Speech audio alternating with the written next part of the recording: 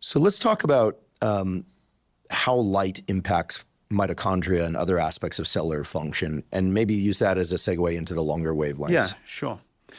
That area is expanding enormously. And it's expanding enormously in lots of little pockets, and the pockets weren't always talking to one another very well. The first person that came along and said, look, longer wavelengths are really positively affecting mitochondrial function was a lady called Tina Carew in Russia, and who was very largely ignored. I think she's still alive.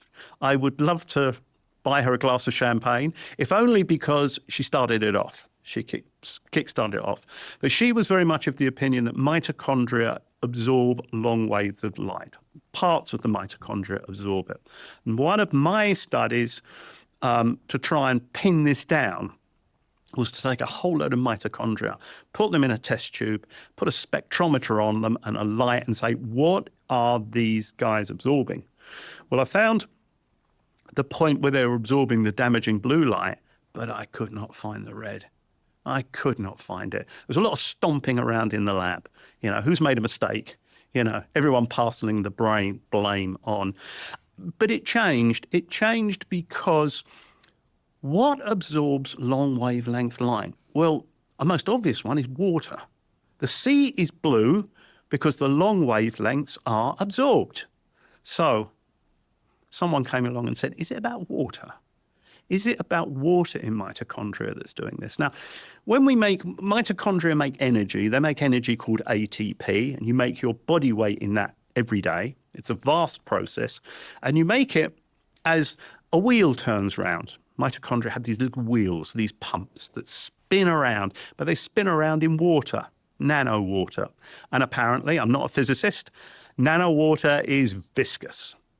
So one idea, I think, which we have to take quite seriously, is that the viscosity of water is changing as a consequence of long wavelength light that penetrates deeply in the body. There is an increase in the spin rate of the motor that produces ATP, and it gains momentum. Now, that is absolutely fine. I can stick with that one. I think that one makes considerable degree of sense, and it gets us over a problem. Mitochondria themselves are not absorbing long wavelength light. It's the water that they're surrounded by. It's their environment. Okay, so I think in the end, when you talk about the function of anything, we tend to focus on that thing, and we don't talk too much about where is it? What is it? What's it surrounded by, and how does it influence it?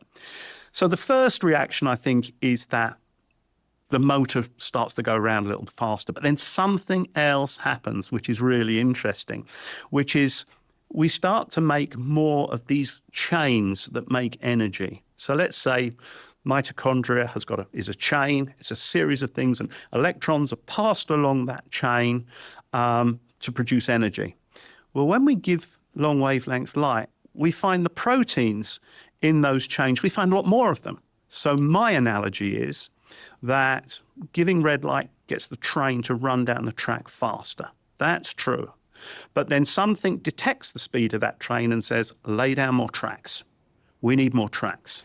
So we're finding a lot more protein there that is associated with passing that electron down the pathway to make energy. Interesting. So it sounds as if long wavelength light via water is actually changing the structure of mitochondria and its function as well.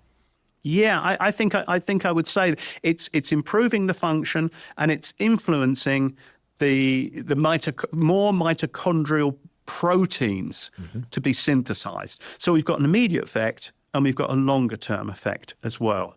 Well, one thing we know about mitochondria is that they started off as independent bits of biology, and then the eukaryotic cells, which we have, essentially took those in, and they became fundamentally part of the cell, and it's passed on through the genome. So the idea was that mitochondria were separate from our cells at one point, or from cells, and were essentially co-opted by our cells or hijacked our cells, we don't know which.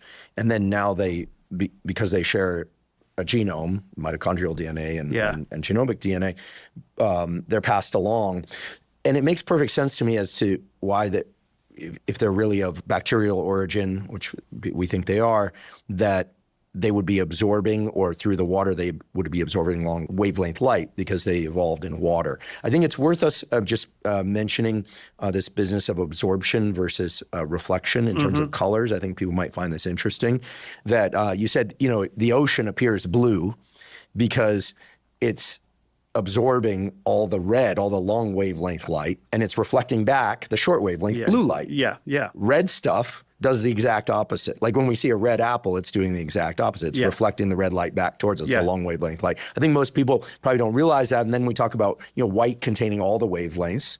Yes, right? yes. And black absorbing all the wavelengths, Yes, right? That's yeah. it. That's the notion. Yeah. So it's interesting to think about light as either being absorbed or reflected back. And it makes perfect sense to me why the mitochondria would absorb the red light.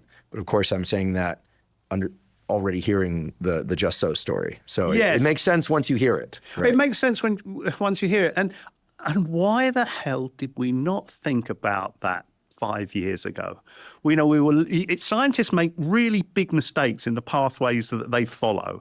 And, they don't talk about their mistakes, but their mistakes are every bit as important as their great results.